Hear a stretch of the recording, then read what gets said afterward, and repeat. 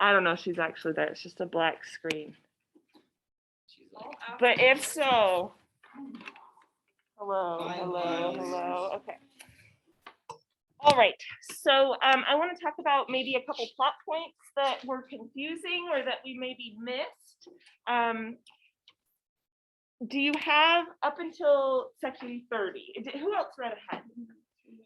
I read to 33. A few people. That was Okay. the spark notes.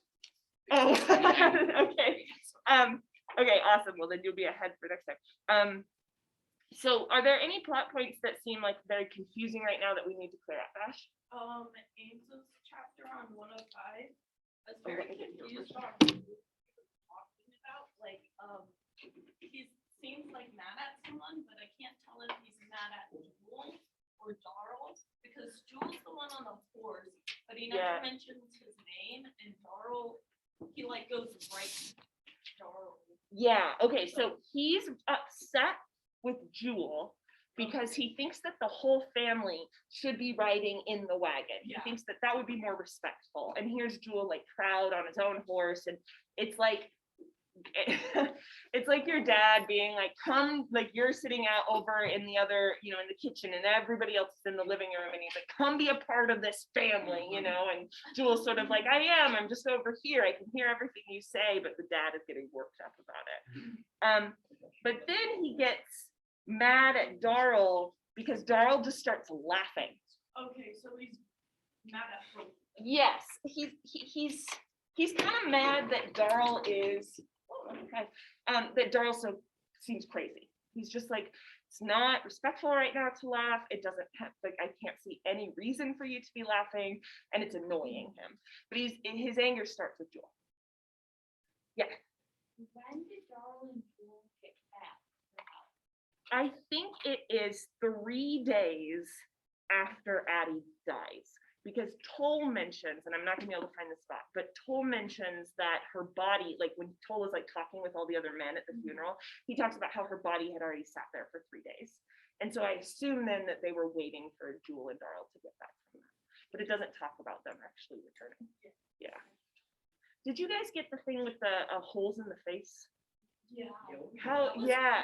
It is creepy. So Vardaman, because he's just trying to figure out what death is, he is like, oh, well, if you can be, think of that scene that we read with the horse parts coming apart, oh, we'll look at that again. But he's like, if you can be both pieces of yourself, but also like you, then he's trying to separate this idea of like, is my mom still her? And if she is still her, then she needs to be able to breathe. And here she is in this box. So Vardaman goes and hammers like a owl, like a wooden, chisel into the box to give her air holes, but then it goes into her face. And so then she's wearing a fishing net as a veil to cover that up. And that's where we get the scene of Cash like really lovingly like crafting like plugs for the coffin. And Toll is like, he could have just covered, I think it's Toll, he could have just covered that up with like tin cans. Like, why is he putting all this effort into? He's spending hours on this. So that's what's going on with that.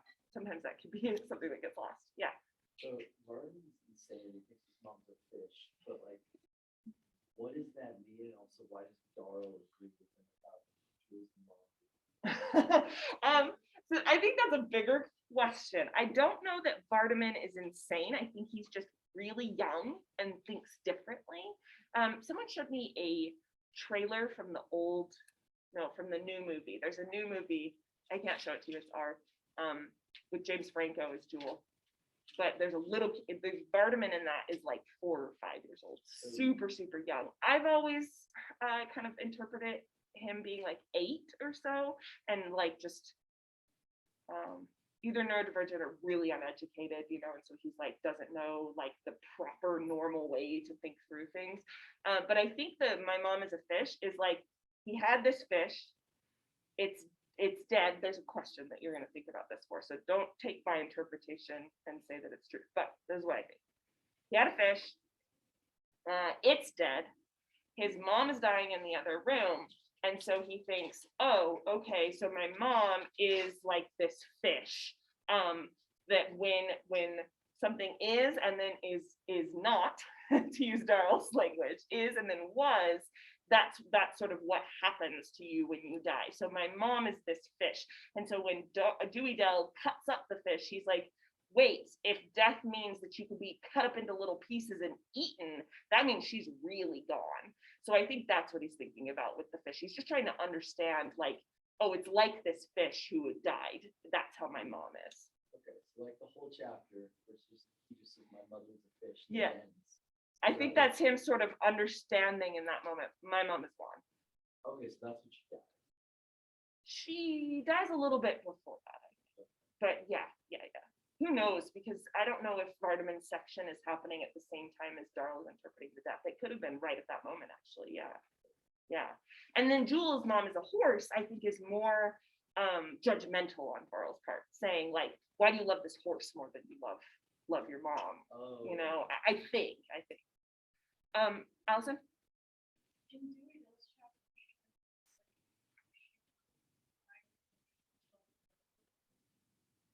I think that's a fantasy. yeah, I think she's super mad at Darrell because Darrell saw what she did with Leif and Darrell knows that she's pregnant. And so even though Darrell hasn't done anything to her to deserve it except for witnessing something, it's like when someone knows your secret and so you just start to hate them, because if they were just gone, no one would know your secret, you know, and you could just be sort of like, you could control information about you. But I think she's just fantasizing there about like, oh, I just wish he was dead. Yeah. Any other plot related questions that we couldn't quite figure out in this section?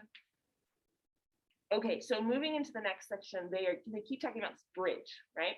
So the point is that there is a pretty clear, kind of simple way to get from their town to Jackson, where Addie wants to be buried.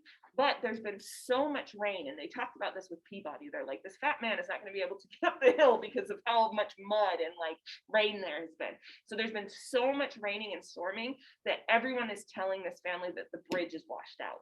Like, how are you going to get to Jackson when this bridge is completely underwater? Like, you're not going to be able to travel there. So that's where we're moving on to in the next 10 sections. I think. Okay, let's talk about unreliable narrators. So, what are some general reasons that a narrator might be considered unreliable? Yeah. they're biased.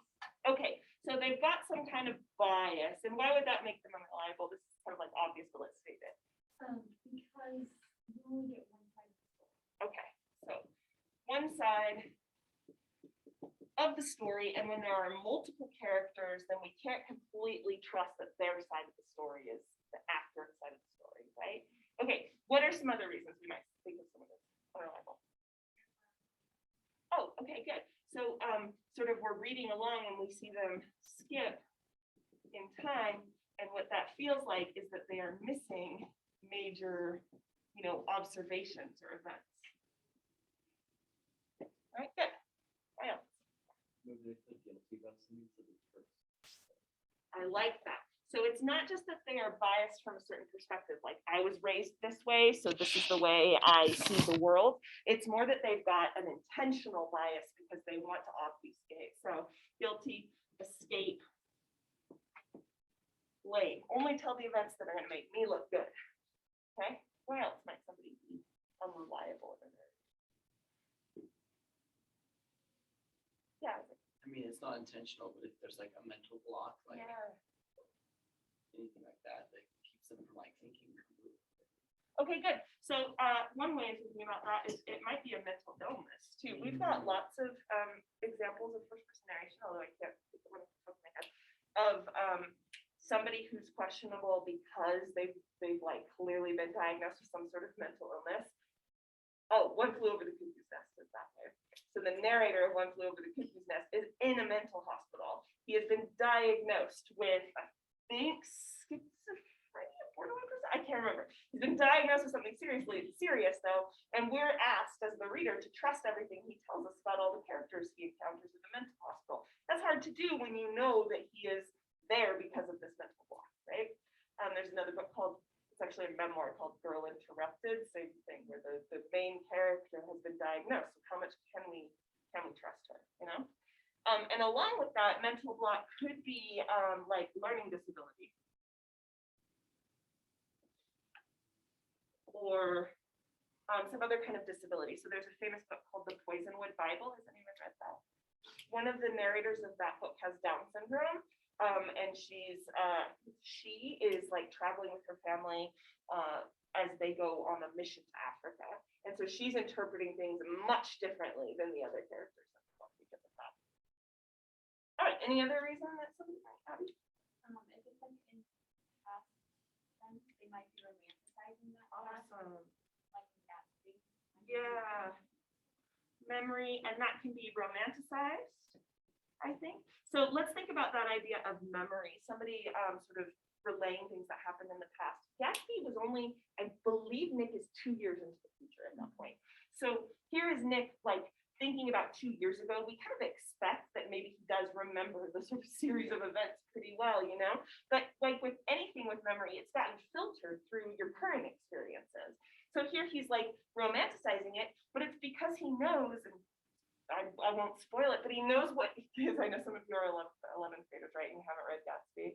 Okay, but he knows what's going to happen to Gatsby. And so everything that he's told from the beginning of the story is filtered through his understanding of the end of that story. And that can create this kind of romanticization. I like that. Ash? Plus, like with memory, when you remember stuff, the memory like can change. Yes. So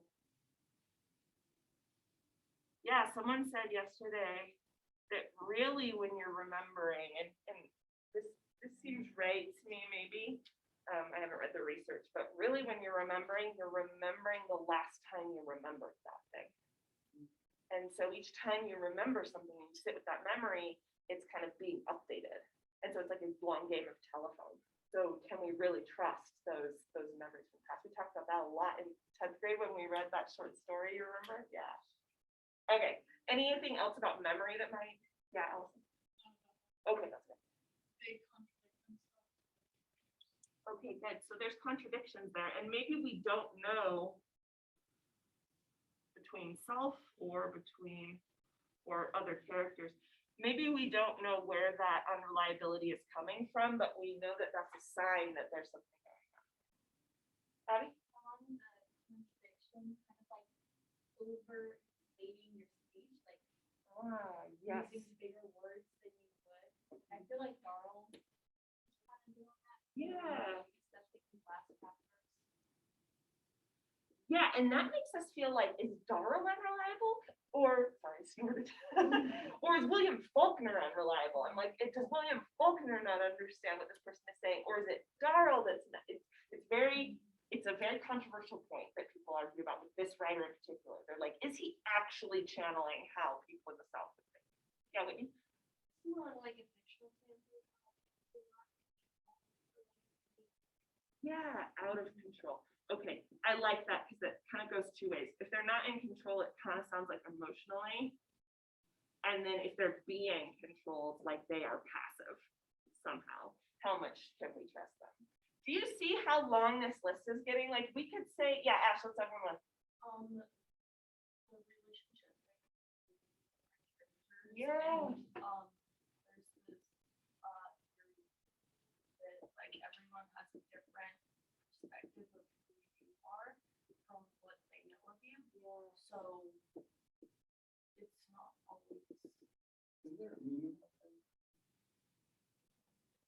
Like, the brain one, I'm pretty sure. What does this one say? This one is very Are you going to sleep? Yes, I am. Now shut up. A different version of you exists in the minds of everyone who knows you. Yeah, I think that's exactly what's going on in Darl's mind when he's like laying under the wagon. Let's talk about that in a second. Okay, this is a long list, and it's with things like, feeling guilty, or having memories, or having relationships to other people, or having a perspective, a paradigm that you see the world through. I think we can argue there are levels of unreliability, right? But I think we can argue that all first-person narration is just like a little bit suspect. It's always filtered through some kind of bias, right? And that can come from a lot of different areas. But when you get a first-person narration on the AP test, on one of the short passage things, which we will go through a lot. It's kind of a gift because you're like, oh, now I can like look at all of the words in this and see it through the eyes of the character speaking. So I can have so much to say about who this character is based on how they are sort of like presenting the events, because it's all based on like a character's perspective, right?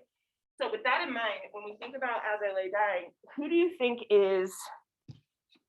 seems more reliable or less reliable? Let's just talk about their sort of reliability. Yeah. I think, this is, I don't know, well, like, Cash, Yeah. he only states facts when he talks. Yeah. So does that make him more or less reliable, do you think?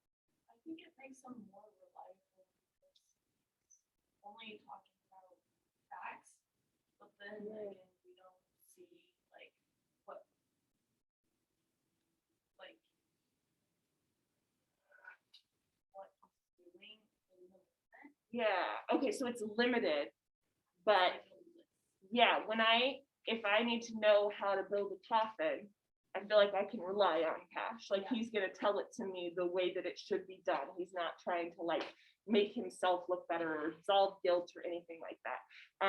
I can look at these 13 points and I can say, yeah, all right, I can follow this list, you know? Yeah.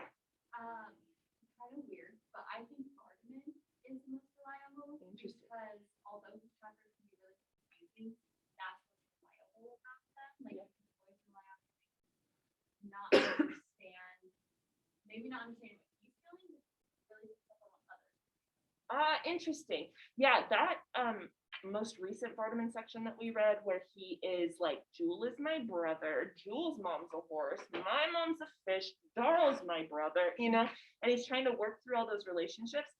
Doesn't that feel, I know we've talked a lot about family order in this class, but doesn't that feel like very youngest child where he's like, I just kind of am cool with everyone and I want the family to be together. Like, why can't all of my older brothers with their adult problems just sort of like come together and be a family? Because they're all my brothers, you know? And I think because of that, we don't feel this sense of like jealousy on his part or confusion about the other siblings. Like it seems to be a little bit more honest when he's interpreting what his brothers are like, you know, as opposed to Darl and Jewel who like have some kind of beef, you know.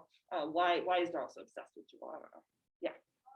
So kind of like going along with that, I haven't decided which one for this. Yes. I think that, well, no, I don't think. I know that little kids, they oftentimes, because they're like figuring out the world, then they'll just like say exactly what they see. And they won't necessarily, especially if Barnman is on the spectrum, like he is. Children that are on the spectrum don't, they can't like look at you. Especially if they're that young, they haven't like developed the skill to like look at you and be like, oh, you're, you know, frustrated. They might see that you're angry at most. Yeah. But, they'll just be like, oh, Cash throws this, Darl picks up this. They'll just like see the sequence of events and Yeah. emotion in it. So you just get a series of events, and then we can interpret them how we will.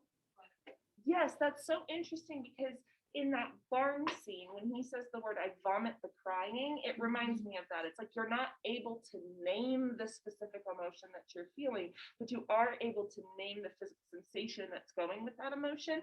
And that description is more helpful to me than the maybe like introspective, here's why I'm sad. Yeah, I like that. Yeah, Allison. Yeah, the neighbor.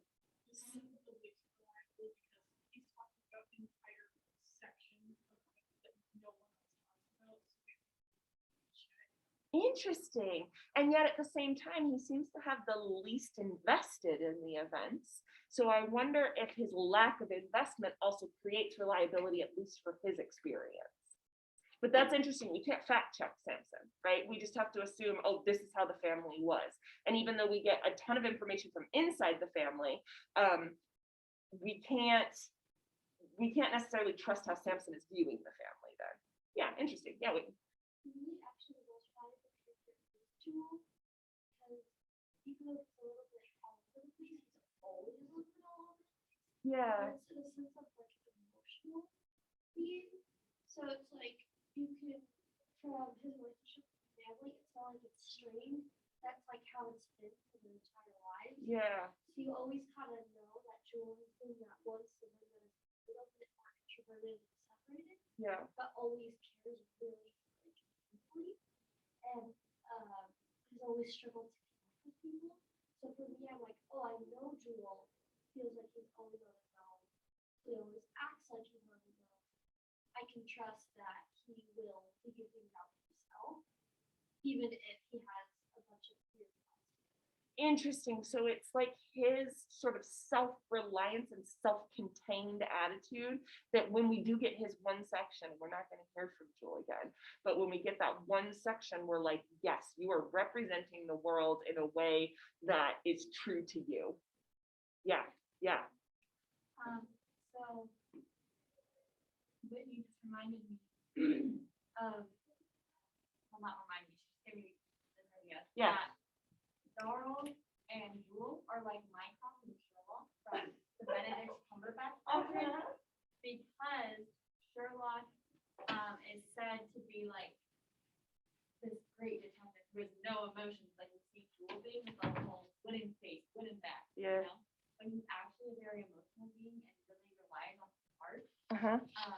But Minecraft, on the other hand, is exactly as like stoic as he seems to be, and I feel like Darl is that way. He tries to be more like, I don't know. He's very pretentious. So. Yeah, and maybe detached. Then it seems like. So you're saying that that Darl's the Mycroft type character. Interesting. So here is Darl though casting judgment on Jewel and saying, "Oh, Jewel isn't feeling our mom's death the way that he should be. Like he's not grieving. All he cares about is this horse, right?" But while he does that, we see this kind of hypocrisy in the way that Jewel's talking about things because he's creating that distance for himself. What do you think of Jewel as a narrator, or sorry, Darl as a narrator? Then we haven't talked about his reliability. Yeah. I think he's pretty unreliable, but he's one of the characters that we hear from the most. Yeah. So we kind of take his side naturally because we need all that information. Okay, good.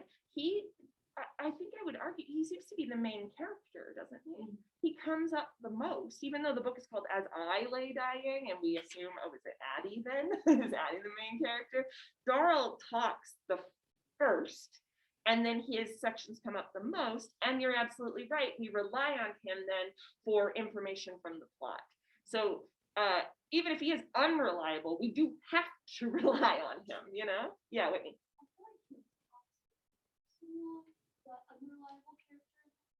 But I feel like every king is unreliable to some there's a lot as you were talking about. Yeah.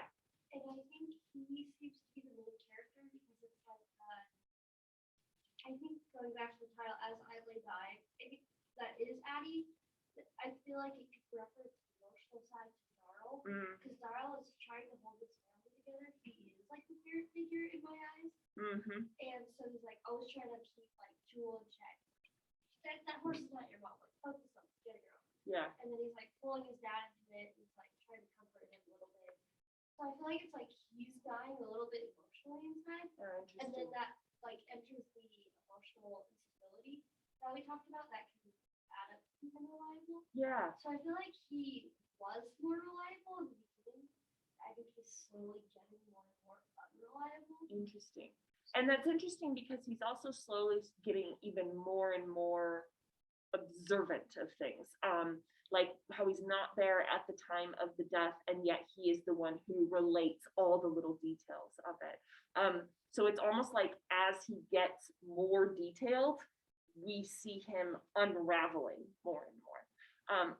keep that in mind, because that's an interesting relationship to how we name things and talk about things and try to like pin them down with our words. Like for Vardaman, for example, like try and pin down what that grief actually is. Oh, you are experiencing grief because your mom's not a fish, your mom's a person, and she has died and no longer is with us, you know, like trying to pin that down with an explanation.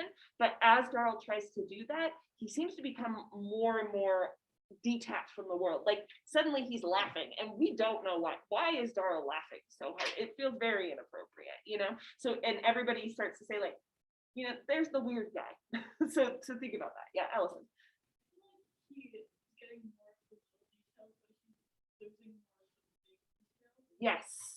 Yes, he said he becomes obsessed with describing things in this, what Abby called pretentious, in these, you know, words that me as a, not that I know all the words, but you know, I have an English PhD and I still need to look up some of his words in the dictionary, you know, to figure out what he's talking about. It's that kind of detail, but he's missing big picture stuff. Ask?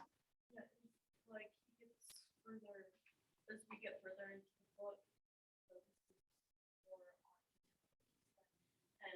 on, and I think in that way he's trying to purposely overthink things, so he doesn't have to think about his emotions. He doesn't have to feel those emotions. Yes.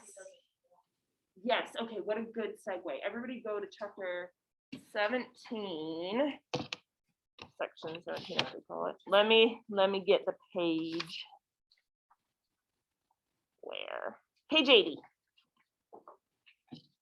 So it's the last paragraph of section 17. Oh, in my notes, I put a bracket right there and Yeah. put what? What? Yeah, exactly. This is my favorite part of the book. It's wacky. It is wild. Okay. So yeah, we're talking about Darl sort of trying to escape his emotions, right? He doesn't want to think about what it means for him that his mom has died. So he's going to think about what it means for everybody else. And he's going to focus on describing all these little details and telling the story of his mom dying, but not actually feeling it. And yet here he is, he's on this trip with Jewel, he's sleeping under a wagon. And in the way that we sometimes do when we're drifting off to sleep, his mind starts to wander and maybe becomes a more true version of who Darl actually is when he's not the storyteller. This is sort of what happens to his mind. It says, in a strange room, you must empty yourself for sleep. And before you are emptied for sleep, what are you? And when you are emptied for sleep, you are not. And when you are filled with sleep, you never were. I don't know what I am. I don't know if I am or not.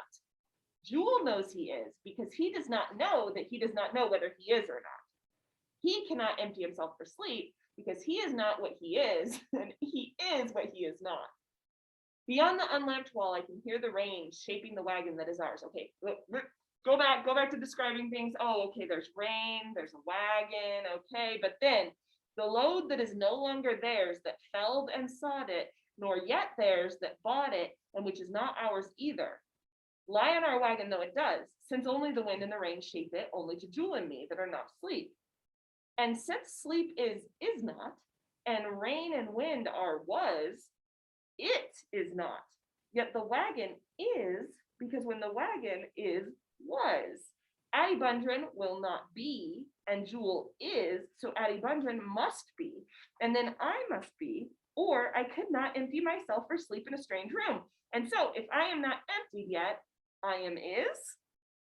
How often have I lain beneath rain on a strange roof thinking of home? So he goes right back to like, okay, let me describe what's happening right here. Very poetic, like that line, how often have I lain beneath a strange roof thinking of home?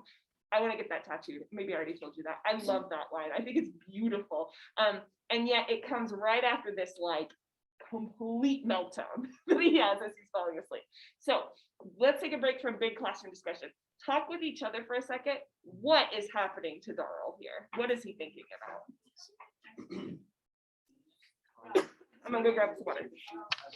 Things that doesn't work well in the process, so it starts noticing notices that his brain sort of sinks things that he's thinking on doesn't work. So he attaches to Part is and part is was.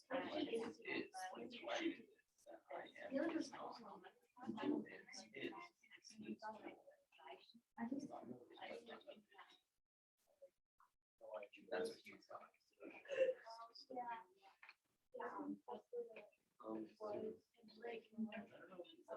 Maybe it's, like when people over their dying, maybe it's like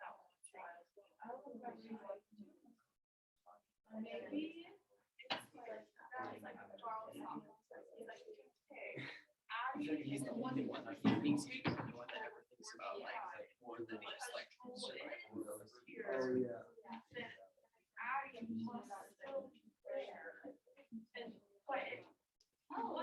Wasn't right here, then she would be dead because like that's the child that she's waiting for. Yeah. And like in like other chapters, like he kind of detaches himself from his mother, so that like he doesn't have to be like my mom's dad. It's like this person who's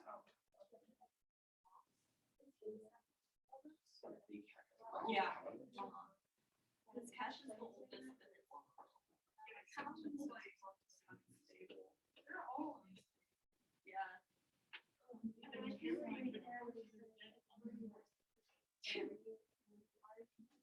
I like the new stuff. When I read that chapter, I was like, did I read that right?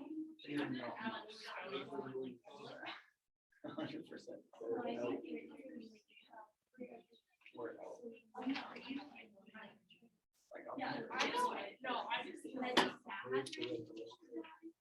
Not all reindeer. so like Okay.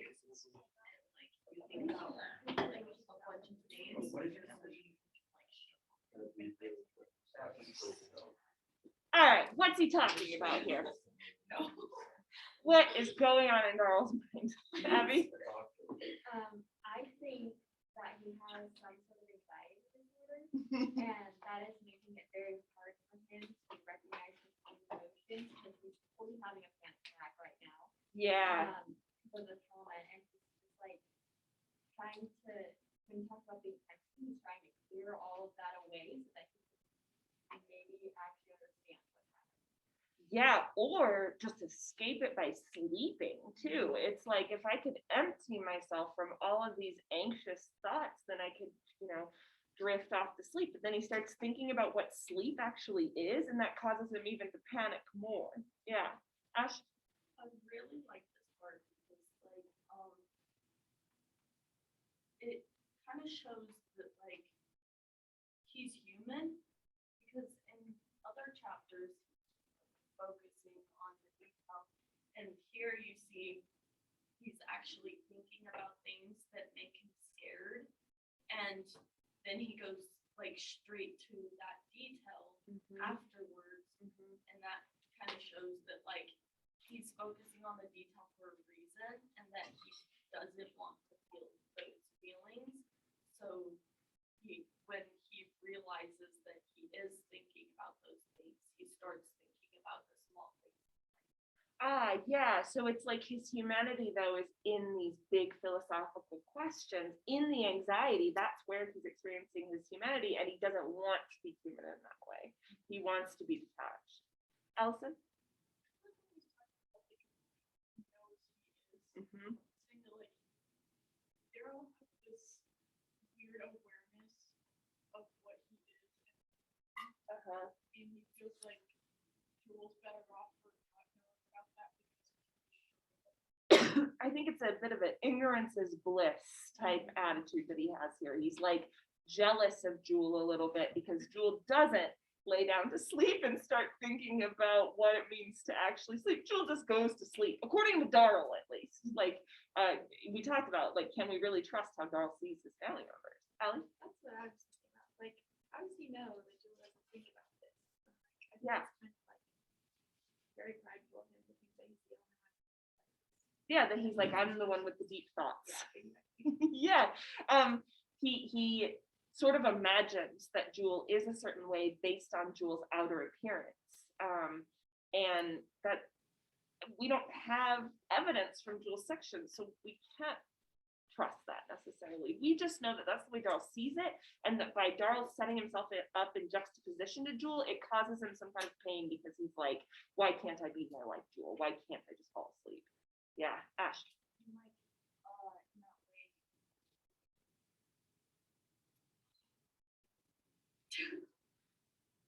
So like with Jewel, and Doral, they don't really speak out loud that much. And like Jewel is like he has everything together on the outside. And I think that he sees like how Vardaman reacts to his mom dying and is like, this is how other people should react. And if Jewel's not reacting like that, then he must not feel anything. Interesting. Okay, so yeah, when he sees that Jewel is acting out in anger, he assumes certain things about Jewel. He assumes he's emotionless. Yeah, totally. Yeah. Please. Sorry, Cecilia. I'm sorry. I'm gonna do that for the whole year. Okay. You walk around together all day, every day. It's not fair. Okay. I think that he's kind of just trying to. How old is Dawn? I think he's in his early 20s, maybe mid 20s. So I think he's trying to like still figure out like who he is and what his place is in his world. Because I think that he thinks that Jewel like kind of knows, you know, like what he's doing, but he doesn't know for himself what he's doing, especially with like the death of his mom. Because I think his mom like means a lot. So he's trying to like cope with her death by like, okay, if she is, you know, like still alive, then this is what I am, but if she's dead, then I don't know what I am. Yes. Am I the same person as when she was alive, or am I a different person? And I think he's also doing that with like falling asleep. He's like, am I the same person like throughout the day as I am when, you know, Yes. asleep, or am I a different person? I think he's having like almost like an identity crisis. Yes. As he's trying to he's not distracting himself because he's just laying there. So he doesn't have anything to, you know, distract him. So he tries to distract himself. But ultimately, like if he doesn't have anything to distract himself, it's just not sleep, that he is left to like his own raw thoughts, which also, you know, ties into, is this who he really is because he's just falling asleep? Like it's Absolutely. know what I'm talking about? Absolutely. That's why I've got the cartoon. I'm gonna read it again. Brain says, are you going to sleep? Person says, yes, I am. Now shut up. Brain says, a different version of you exists in the minds of everyone who knows you. And because of that, death is going to be a very difficult experience for Darl. If he really believes that different versions of me exist in my different minds, then when his mom dies, he is dying. You know, that version of himself that his mom had of him is dead. That version is no longer alive. So if you really believe that everybody has a different version of you inside their head, then them passing away is not just about you losing them, it's about you losing a piece of yourself too, which is terrifying for him. Allison.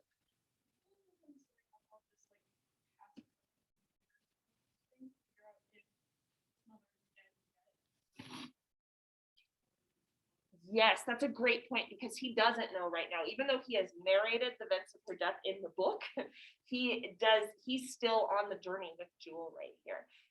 Okay, one more comment and then I want to go through sentence by sentence. Yeah. I don't know if I like was thinking about this while I was reading the book or if it's actually in the book.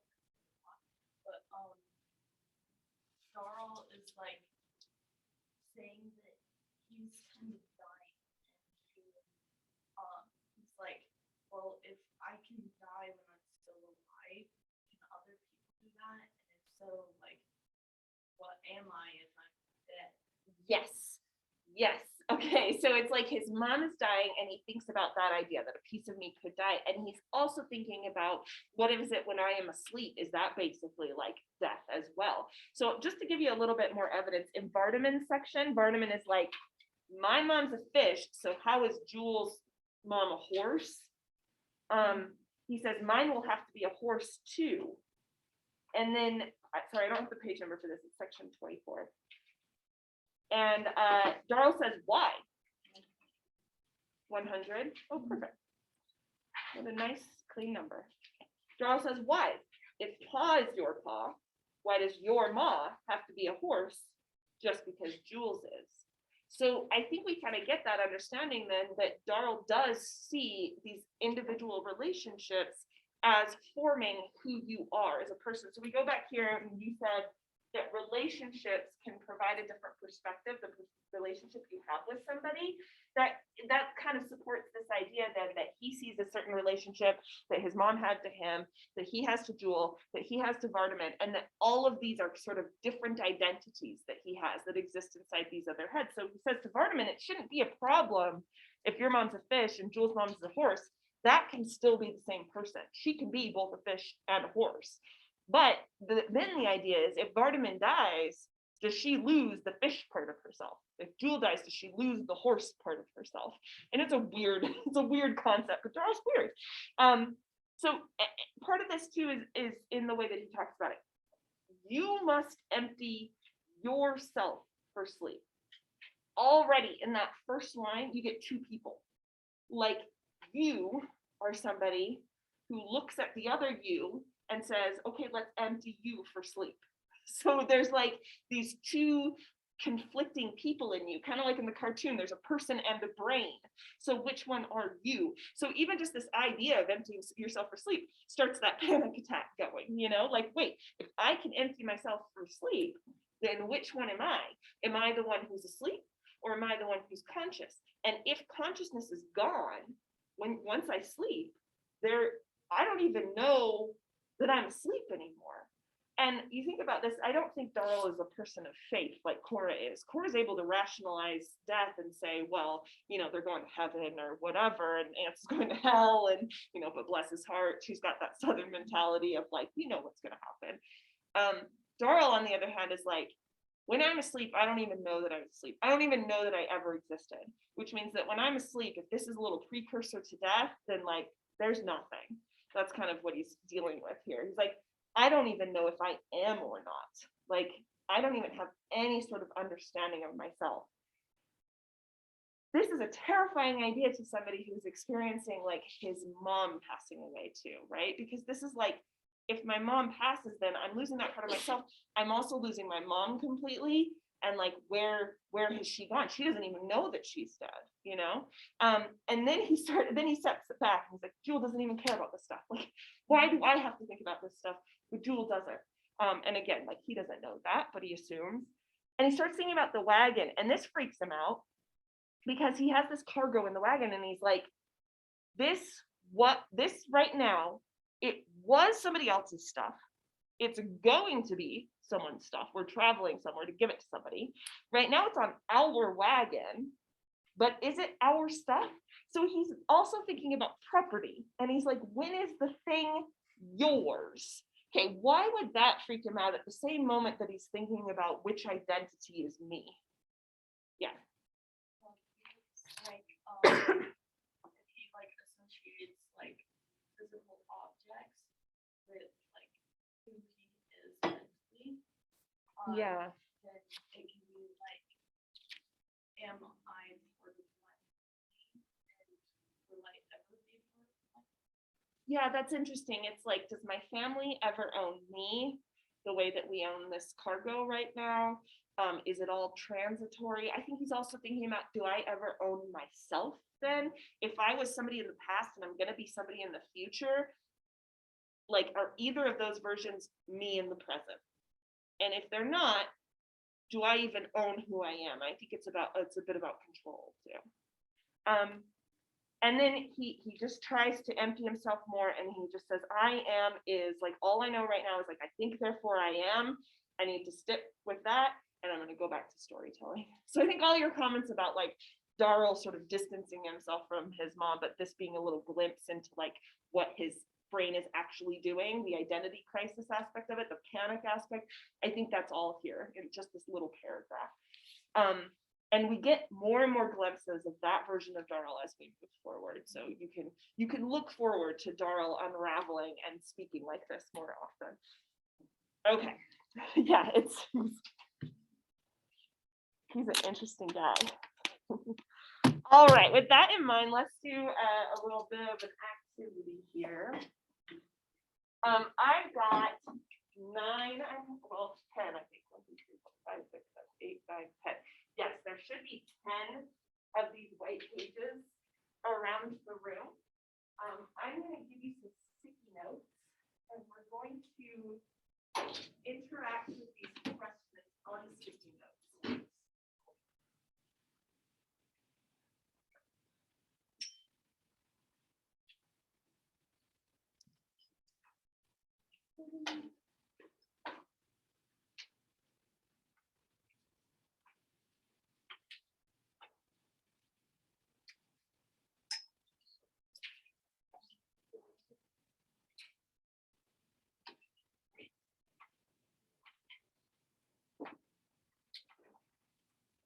All right, go and take your sticky notes, your book, and a pen or pencil, and stand by one of these white pages.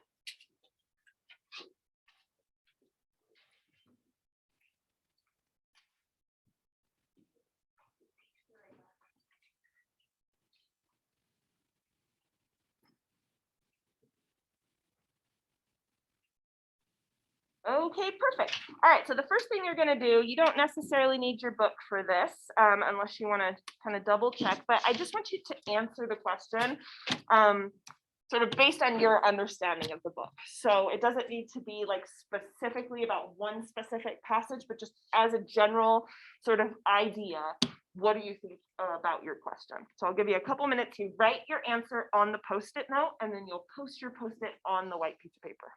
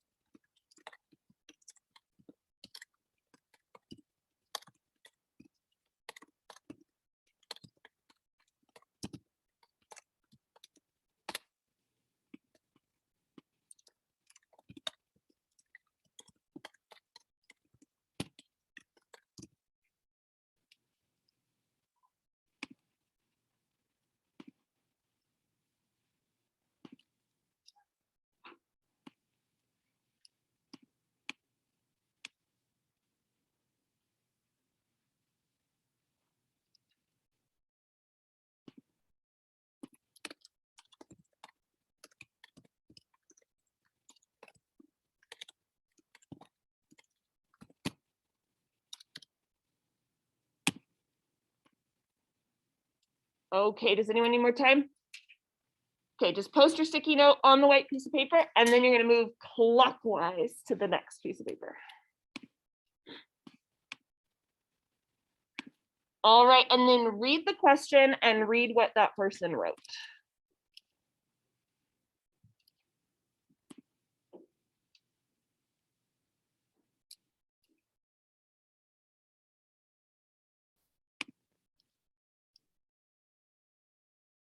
Okay, your job this time is to agree with them.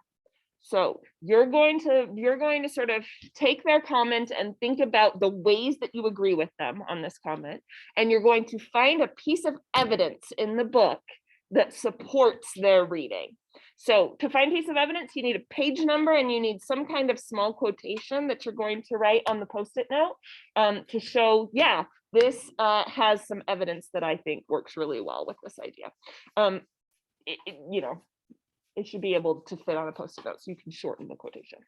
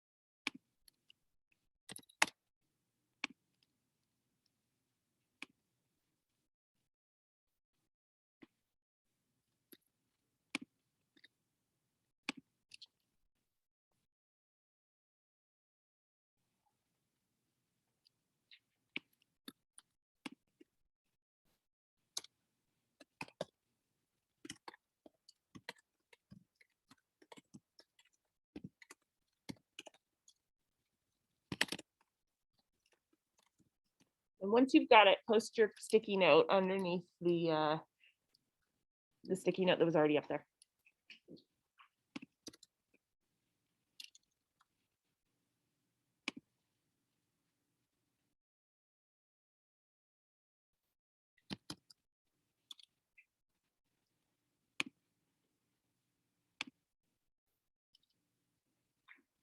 Okay, does anyone need more time? Oh, a couple people, sorry, just one more minute.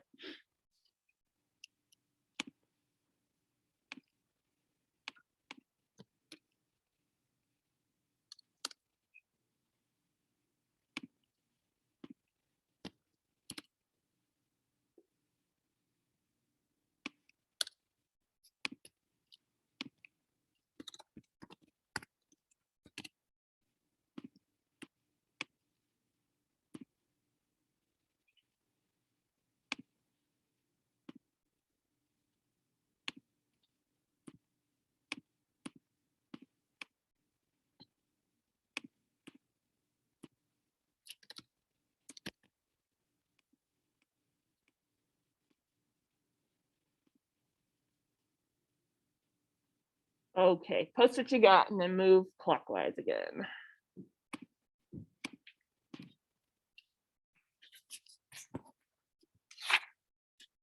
Okay, for this one, I want you to disagree. So you've got to read, you've got to read what they've got up there. You've got to read the quotation. You might want to find it in the book. And you don't have to think about you don't have to think it's the opposite of what they put. I just want you to provide further insight. So maybe that what they put is not totally complete and you can add something to it. Maybe what they put, you could read it in a different way. This book is really open to interpretation. So you can read it in, you can see things in a different way than they've seen it. So I want you to post what your disagreement might be to the way that they've used this quotation or their answer.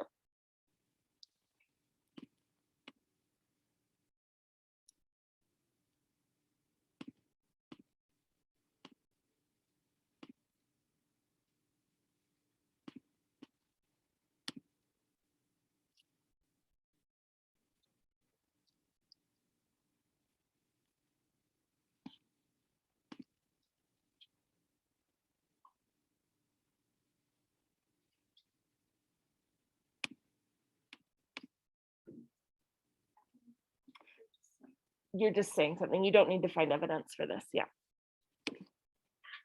I mean, thinking about the evidence that you know based on what the book actually says, but yeah.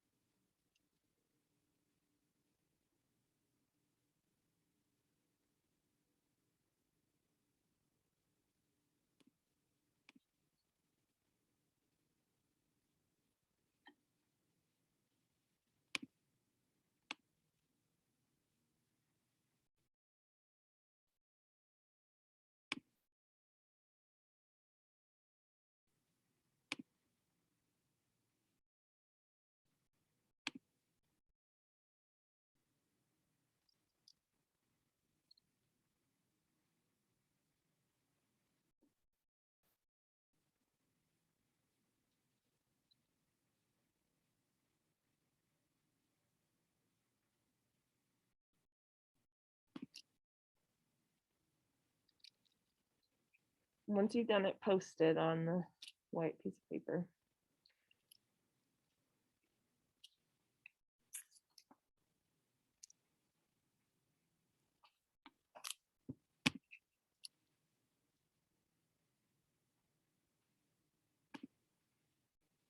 They are listening to Lil Nas X over there, right?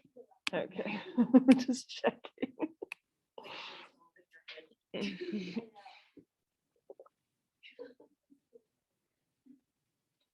It's a creative writing class, so she lets them make the playlist for when they're doing like just writing time.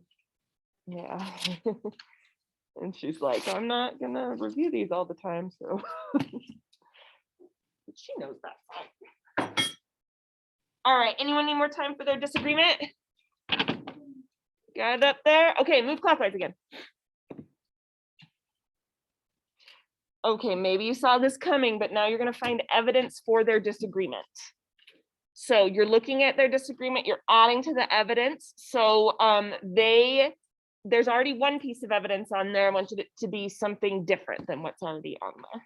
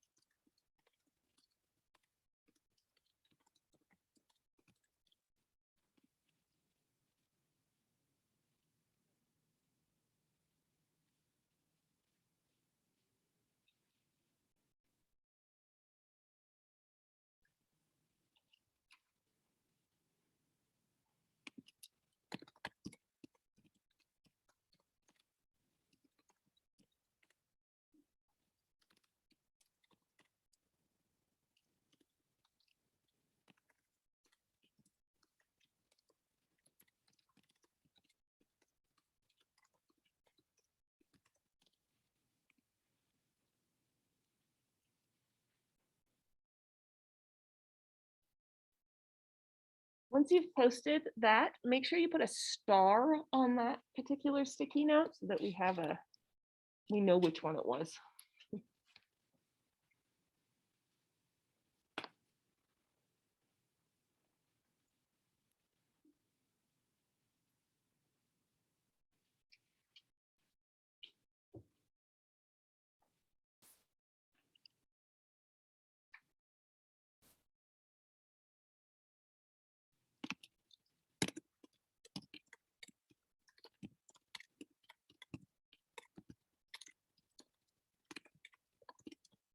Okay, does anyone need more time on this one? Oh, okay, one more minute.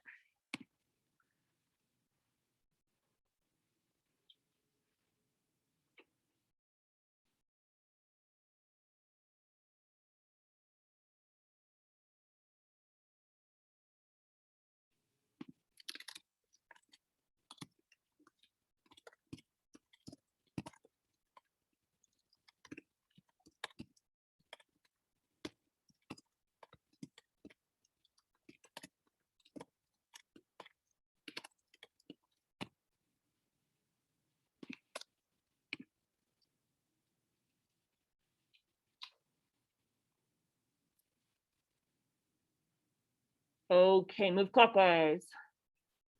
Post what you got if you're not done.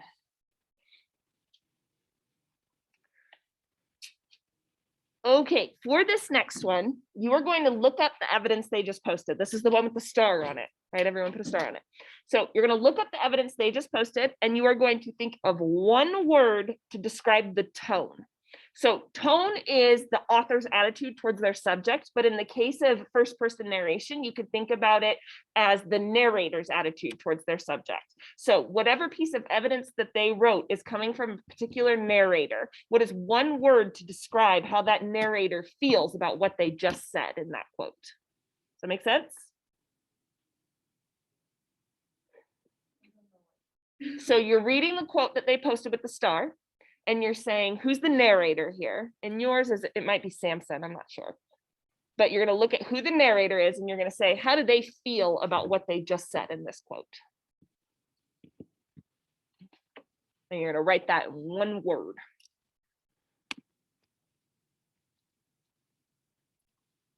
If you want to use your phones for a thesaurus, that's perfectly fine. It can be helpful for tone words. Just one word on a sticky note and post it.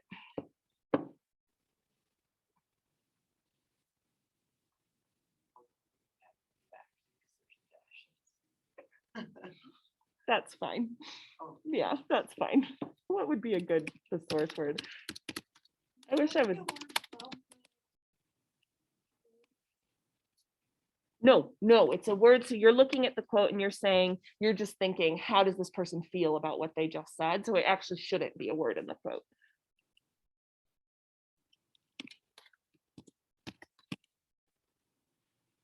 Unemotional would be a matter of fact. Pragmatic, unsentimental, sober. Ooh, sober is a good one. Unembellished.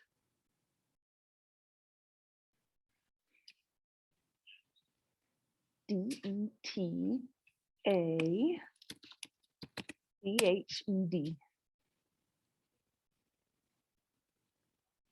Yeah. How they feel about what they did not, how they did not. So, How they feel about what they're talking about. Yeah. okay. Yeah. That's a better way of saying that. Yeah. Oh, aloof is a good tone word. Should make a list. Yeah, that would be really good. So helpful. Poster with tone words. Maybe I'll make you guys make that for me. Okay. It's that after the test type thing. Okay, everybody have their word? Okay, move clockwise again.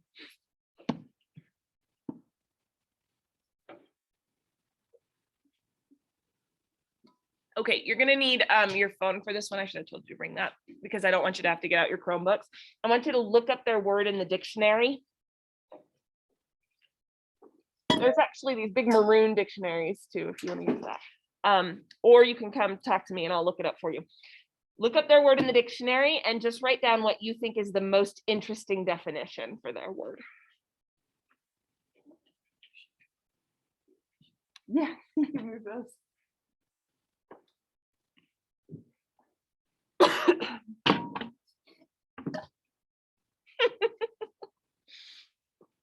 Clean? I would never clean.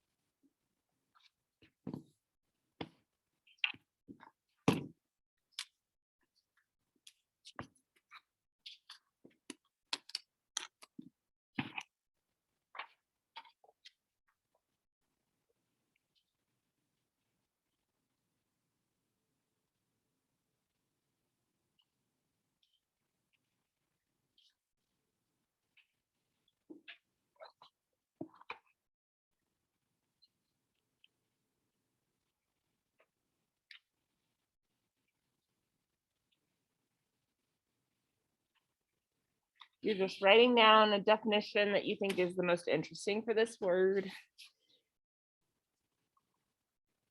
And then you're posting that.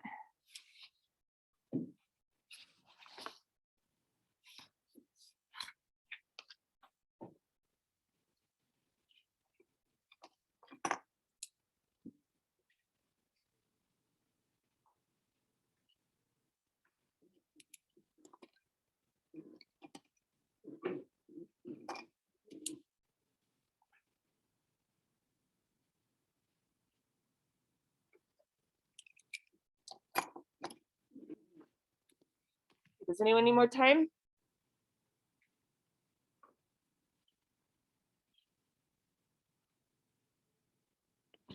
Then move. Almost done, Cecilia. And then move clockwise.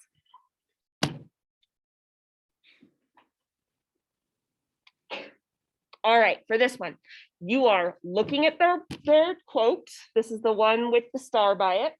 You're looking at the word that they chose to represent the tone. You're reading the definition of the word, and then you are writing what insight does this tone and definition provide into this character. So you're looking at I find it very helpful to look up tone words because through the definitions, you can like get some more sort of ideas about how to talk about the character. So look at their definition and say, here's what insight I think this provides into the character it's talking about. A couple of the questions are about the family in general. So you can think about the family's character, what insight it provides. Okay, give it a try and write that down on the sticky note.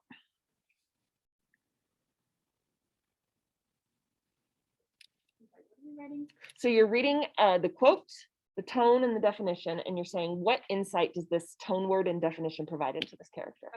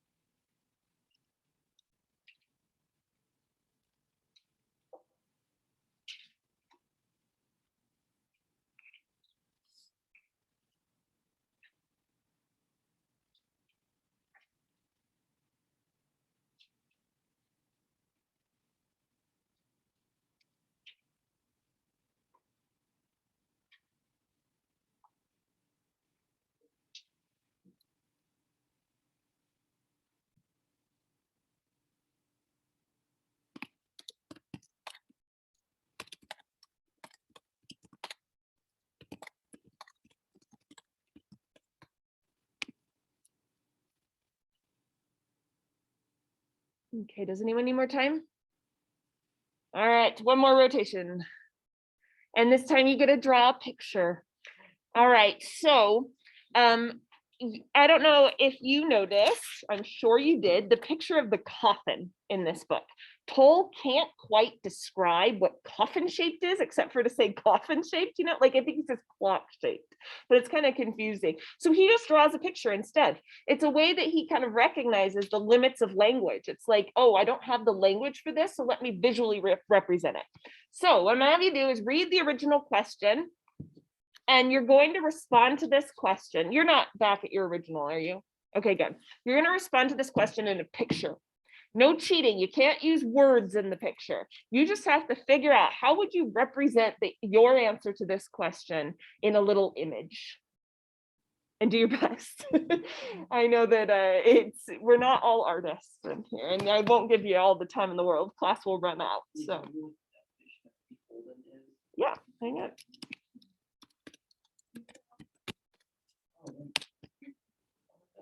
It's on there. It's owing thanks or having a duty to someone in return for help or service.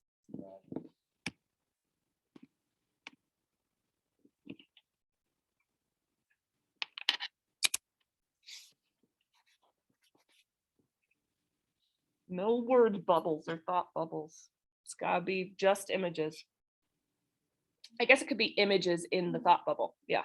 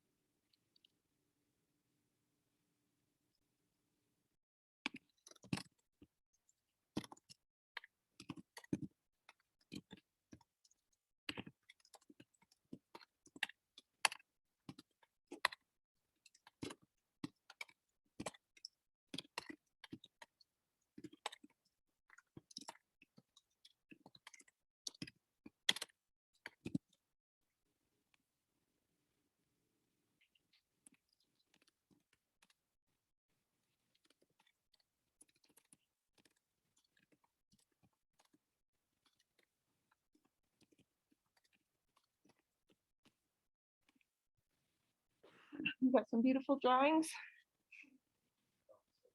Oh, good. Okay, post it.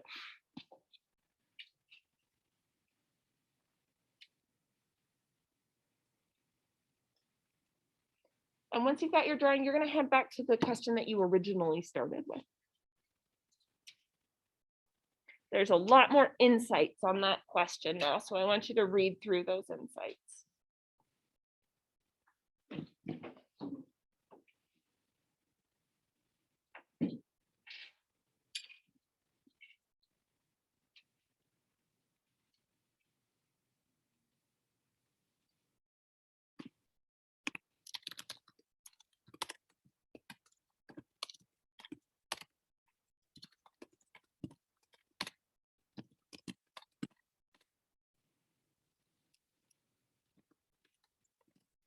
Okay, last thing with this activity, you only have 3 minutes, but I want you to think about all the insights that this person provided, or that all the class provided on that piece of paper. I want you to think about your answer to the original question, and then you are going to write a theme that you think this question kind of provokes. So some of the questions, like for example, one of the questions is, why does Vardaman think his mother is a fish? What does his thinking tell us about how he is processing or failing to process his mother's death? All right, a theme is not just about Vardaman. A theme is going to be about what this reveals about human nature, right? So one of the, the main reason for literature is to use characters to reveal something about what it means to be human. So thinking about your question, what is a theme that this question kind of points us to? In Vardaman's case, it's going to be something about like how we process grief, or what age and youth has to do with processing grief, So write down that theme and then you will be done.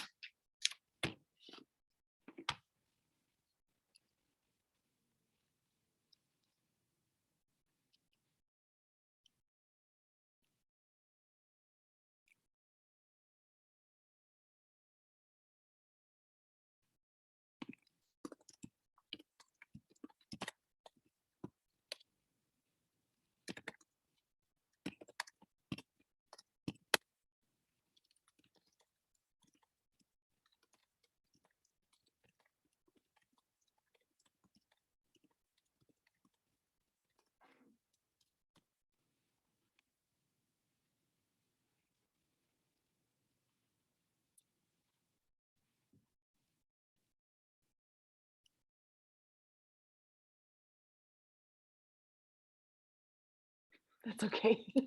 I'll be able to read it.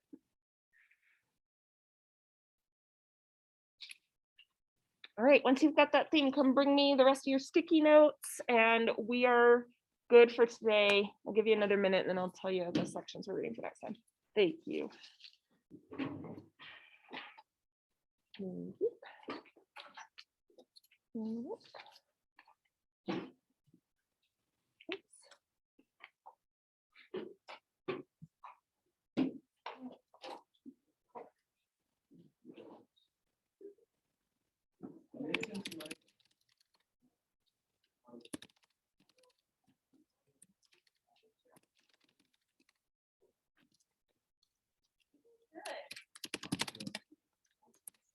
Oh, you put that one still on the, I just want the extra sticky notes. Service. Oh, I was and like, he's been present. Sorry.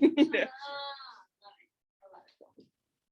Yeah, I don't need your theme sticky note. I just need the rest of the sticky notes. Thank you. Okay. All right. So for next time on your paper schedule, I don't know who follows that. Maybe nobody. Maybe just me. But I gave you a real long section to read for next time. I don't know why I did that. We don't need to do that. So we're reading to section from section 30 to 40 for next time, which is pages 123 to 176. So this is a bit of a spoiler alert, but you will see Addie has a section in here. So you're reading to the end. Weird, right? You're reading to the end of Addie's section for next time. Okay. Yeah, on the back when I was reading the description, it was like, you even give an insight. And I Oh, was like, where is that? And so I looked for it. I hate when classic literature does that. On the back of the book, I know, it'll tell you it's the like whole the plot.